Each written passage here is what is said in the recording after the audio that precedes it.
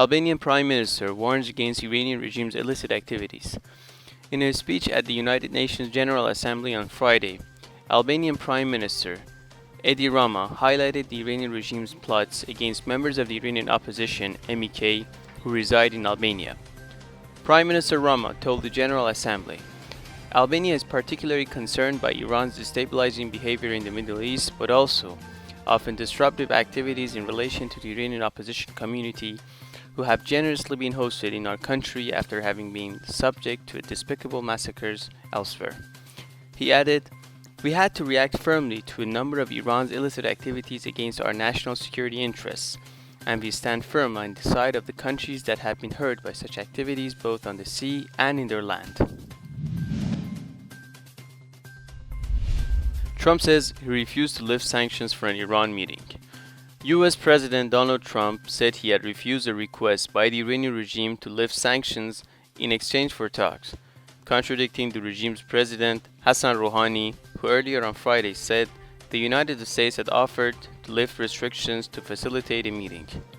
Trump tweeted, Iran wanted me to lift sanctions imposed on them in order to meet. I said, of course no.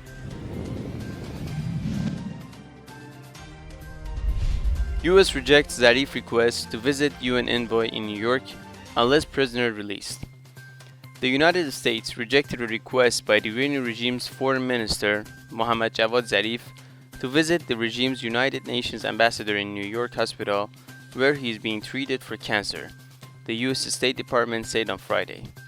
The Trump administration has imposed sanctions on Zarif that severely limit where he can go in New York City. Iran has wrongfully detained several US citizens for years, to the pain of their families and friends they cannot freely visit, the State Department said.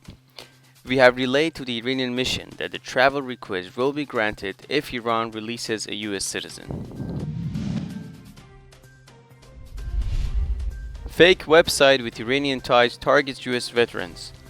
Researchers have unmasked a website masquerading as a job site for US veterans that may have ties to Iran's regime. Researchers from security firm Cisco Talos reported this week that the website, Hire Military Heroes, was distributing malware that allows hackers to gain control of the victim's computer. An interesting twist is that the hackers may also be targeting active servicemen and not just veterans, according to ZDNet, which cites the Iranian regimes may be behind the attack.